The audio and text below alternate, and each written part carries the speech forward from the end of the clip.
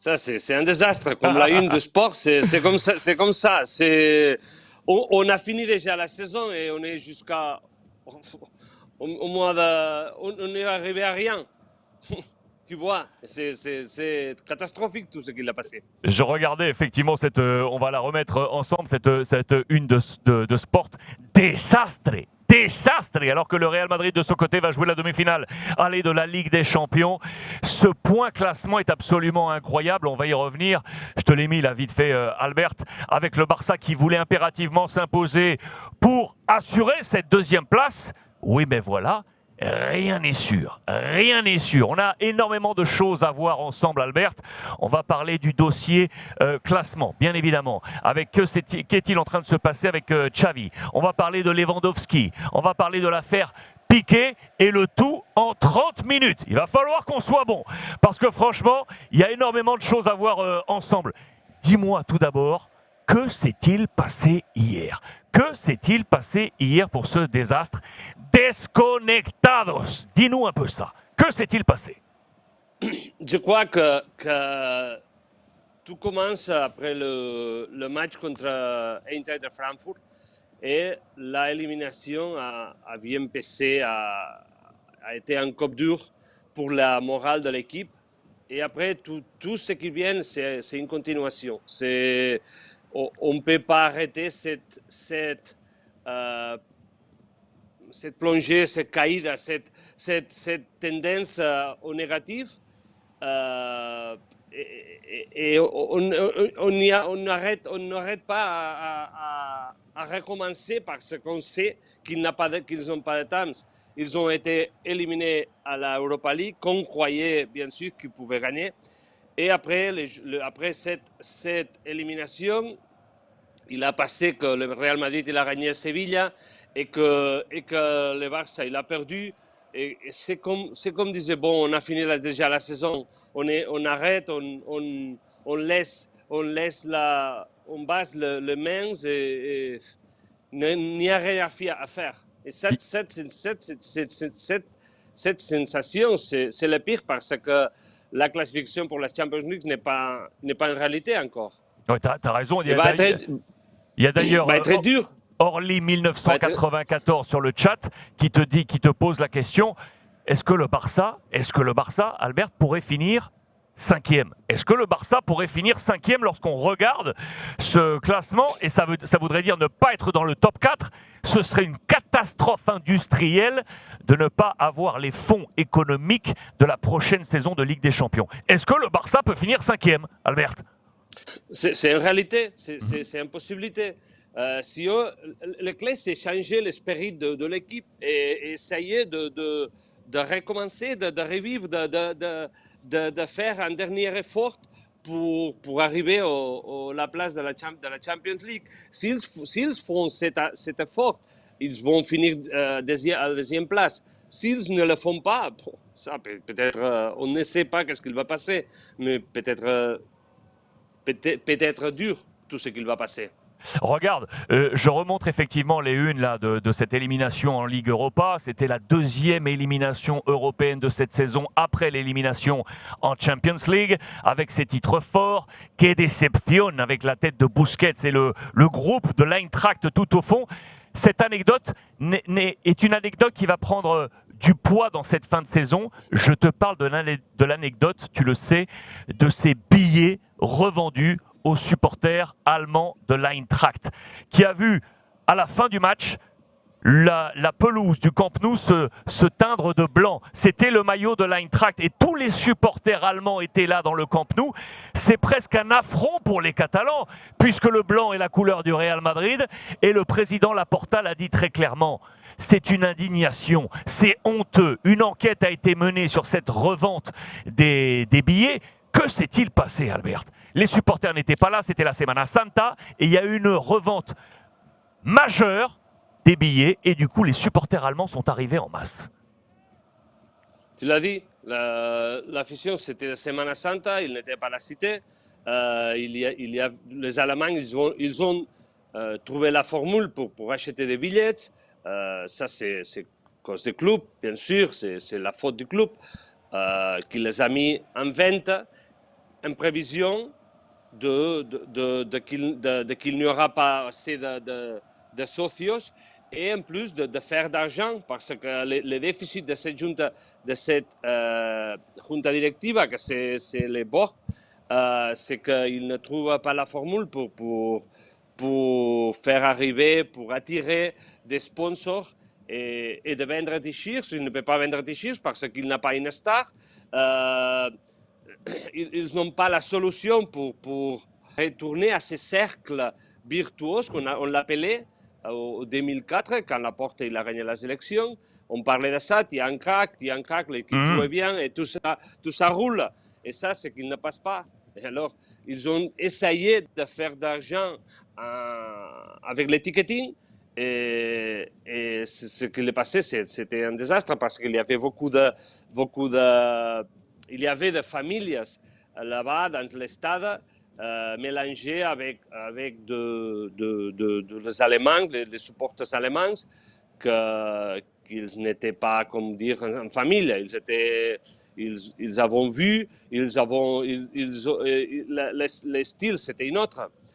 Bien sûr, ils sont en vacances. Et tout ça a pu être catastrophique. Il a été catastrophique parce que l'image qu'il donne à le club, c'était pessime. Je ne sais pas comment est-ce qu'en France vous l'avez vécu, mais c'est pas. Je vais te dire, ça. Nous on a commenté le match sur Twitch, ici même, et quand on a vu effectivement le Camp Nou entier, quasiment entier, en blanc, ça fait bizarre. Ça fait bizarre, à part si on est supporter du Real Madrid, et là on est fou furieux, mais ça fait bizarre. D'ailleurs, Sport a relayé les chiffres. Regardez, je vous les ai montrés là, ces chiffres. Regardez-les. En tout, il y a eu 79 468 spectateurs, d'accord, pour ce match face à l'Eintracht. 37 000 d'entre eux sont venus via leur abonnement, donc des supporters du FC Barcelone. En plus, donc, la différence, se sont vendus 34 435 places. Sur ces 34 435 places, il faut savoir qu'il y a eu une tentative de 27 000 achats de la part des Allemands. Une tentative des Allemands de 27 000 achats. Online ont été achetés 23 427 places. Comptez bien que 7 400 socios, donc du Barça, 7 400 socios du Barça ont acheté des places pour les revendre. 7400, Albert, 7400 se sont dit, je vais faire du business en achetant une place et en la revendant aux Allemands. C'est là que ça ne va pas. Mais ça, c'est ce qu'il a expliqué a essayé d'expliquer le président dans la conférence de presse qu'il a eue la semaine dernière. Et il disait que ce chiffre, c'était approximatif parce qu'on ne sait pas combien de supporters du Barça ils ont vendu son ticketing. Je te rajoute ici en bas là, regardez avec ma petite souris, ici en bas là, vous voyez, je sais pas, à côté de l'écusson, tac tac, je vous le montre ici, ce petit chiffre pour compléter ce que tu dis Albert. Selon le club, plus de 14 000 socios, auraient vendu leur entrée ou leur abonnement à des supporters allemands. 14 000. Oui, mais ça c'est l'explication qu'il veut donner le président. Mais ça y est, 2 jours ou 3 avant le match, le club il a émis un communicat, une demande aux socios que ceux qui ne vont pas aller au match, s'il te plaît, laissez votre place libre pour vendre ce ticketing. Alors, c'est ce qu'il a fait le club. Il a essayé que les socios, les socios qui ne voulaient pas aller au match, céder son place pour que le club gère cette vente. Alors, pour moi, c'est facile de mettre la merde sur les socios.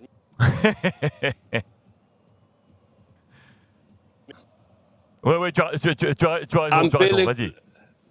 C'était un peu le club qui a provoqué tout ça. C'est ce que disait aussi Laporta. Il disait nous ne sommes pas coupables, mais nous sommes responsables. Nous ne sommes pas coupables parce que ce n'est pas nous qui avons vendu les places, mais nous sommes responsables du système de places, de vente de places et autres. Il s'est quand même un peu responsabilisé du coup, Albert. Il s'est quand même un peu responsabilisé. Un peu, oui. Ne vous inquiétez pas, c'est parce qu'Albert reçoit un appel en cours et du coup il va reprendre. Ah, il s'est déconnecté total. Il va se remettre, ne vous inquiétez pas, ça arrive, hein, ça fait partie du jeu. Voilà, on est en live sur Twitch, ça fait partie du système. Ne vous inquiétez pas, il va réapparaître dans quelques petites secondes.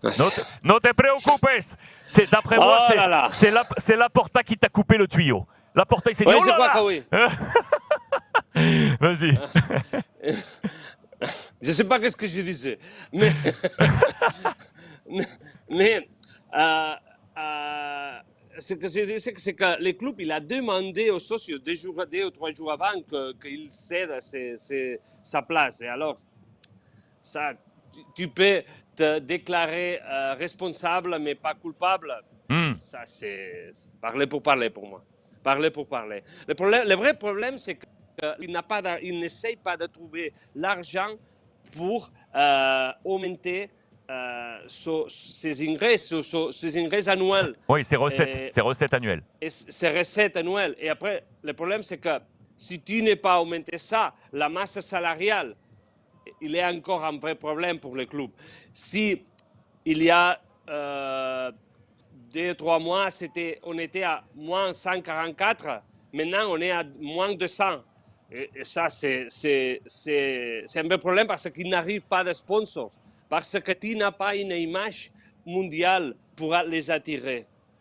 En plus, si l'équipe il ne gagne. Exactement, on va y revenir parce que le dossier sur l'image mondiale, c'est peut-être Lewandowski. On va en parler dans un instant.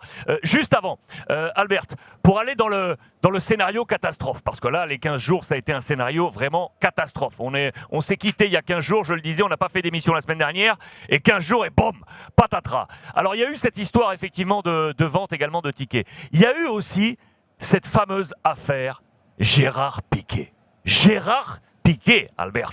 Je remonte les unes principales. Marca, regardez avec le visage de Gérard Piqué. Et puis c'était au même temps la défaite à domicile face à Cadiz avec cette déconnexion fatale à la une de Sport. Et puis logiquement, Sport va faire état également de cette affaire Gérard Piqué. Pour ceux qui n'ont pas suivi, Albert, cette affaire, elle est absolument incroyable.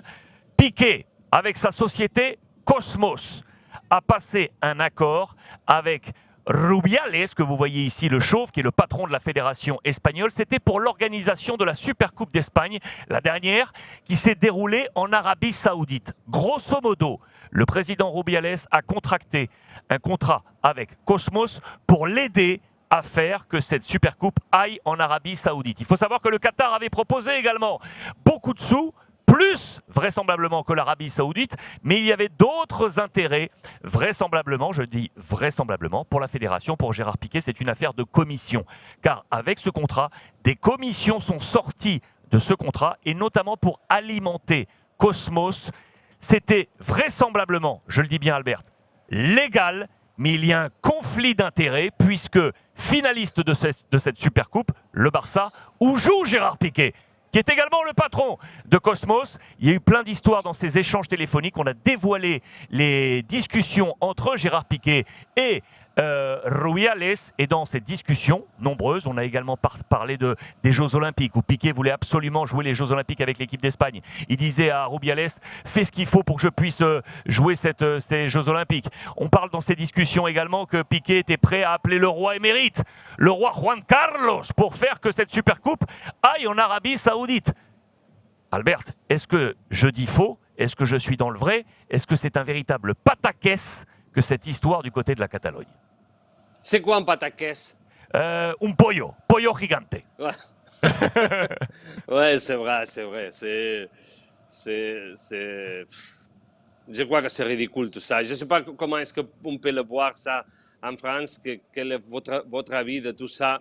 Est-ce que d'après toi, il y a un conflit d'intérêts? Est-ce que d'après toi, est-ce que Edune, c'est légal? Est-ce que tout a été légal?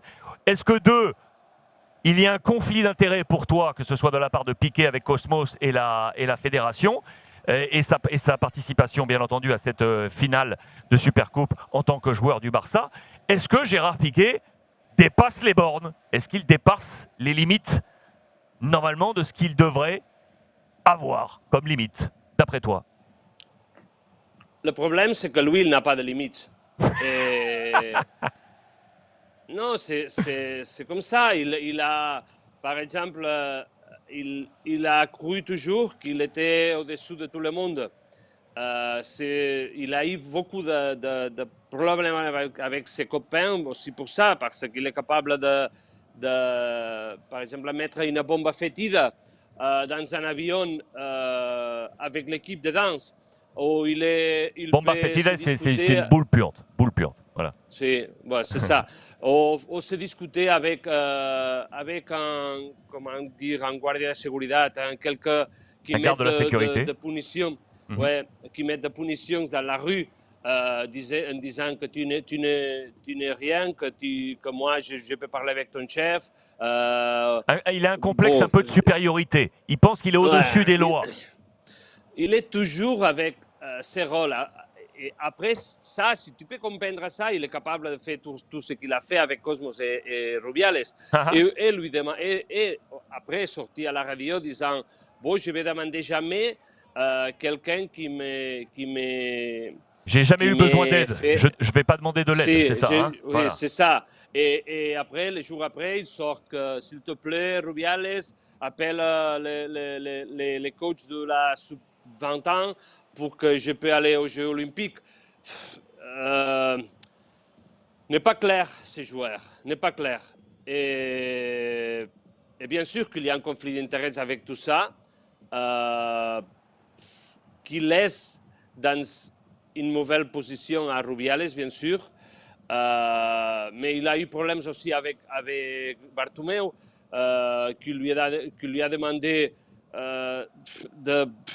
beaucoup de choses qu'après, comme par exemple d'acheter les Barça Corporate, que c'était une corporation de 4 entreprises qui sont dans les clubs et qu'ils étaient en vente. Il voulait l'acheter et Bartomeu lui a dit non, tu peux ne pas acheter. Mais pourquoi pas? C'est pour ça que je n'ai pas de limite. Pourquoi je ne peux pas acheter? Et Bartomeu lui a dit bon, si peux-je l'acheter? Non, toi non, tu es le président. Alors toi non plus. Mais il est toujours capable d'aller plus loin et de croire qu'il n'a pas de limites. Par exemple, c'est une connerie, mais son père, il a sorti dans un entretien il y a des années, un entretien à la Vanguardia, quand il a écrit un livre en parlant de son fils, qu'il disait, bon, mon fils, c'est un superdoté, c'est quelqu'un de spécial, c'est quelqu'un qui a un coefficient intellectuel de 170, par exemple, il a dit. Moi, si mon père qu'il me dit ça de moi, je lui dis de tout. Parce que... mais c'est ça, c'est tous ces rôles qu'il a que je crois qu'au fond de tout, il met dans une mauvaise position au club. Parce que tout ça, il semble que non, il paraît que non, mais il affecte dans l'équipe. Et il est comme après de tout ça. L'équipe, il est dans la position qu'il est après de tout ça. Il se croit dans un stade supérieur. Par exemple, Léo Messi, il n'a pas de relation avec lui. Il est fâché avec lui. Parce que quand Léo il discutait son contrat ou son continuité à le club, c'est Piqué qui lui a dit à la porte non, laisse-le partir, c'est pas grave. C'est Piqué qui a dit à Laporta laisse partir Messi. Oui, laisse partir Messi, on s'en sortira. Tout ça, il a voulu être toujours capitaine. Au fond, il a réussi de le faire un des 4 capitaines. Mais les vestiaires, il ne le voulait pas. Il ne le voulait pas parce qu'il n'a pas de quorum de danse. Parce qu'il va à la sienne, il fait son chemin, il s'en fout de tous les autres. Parce qu'il est pour dessus de tous les autres. Qu'est-ce qui va se passer d'après toi? Il va se passer quoi d'après toi là? Pour une personne normale, il finirait son contrat, il partirait, mais il aime être au milieu du focus. Il aime être tout ça qu'il a passé, pour lui, c'est un plaisir. C'est ce que disait Xavi. Xavi en conférence de presse, il dit Piqué, il adore être dans la bouche de tout le monde. C'est son adrénaline. Oui, sinon, il mort. Mais c'est à cause de quoi? C'est à cause de quoi? À cause de tout. de le club, de la fédération, de tout le monde. Il a fait aussi, il a organisé par exemple la Copa Davis qui n'a pas bien marché. C'est une autre. Et après, il a voulu être à Madrid pour être dans la Copa Davis, l'inauguration, et il n'a pas été dans des sessions préparatoires de l'équipe. Ou avant les matchs de la Rayo, il était dans un resto jusqu'à 2 du matin avec Riqui Puig et des amis. C'est l'image qu'il donne, c'est pas de pro. Mais au camp, aux pelouses, il est top. On ne peut pas parler de ça, il est top. Mais dehors, c'est pas exemplaire, je crois. C'est un dossier qu'on va suivre ensemble et d'après moi, dans les prochaines éditions, ici même sur Twitch, on va en reparler tous les deux. J'avance.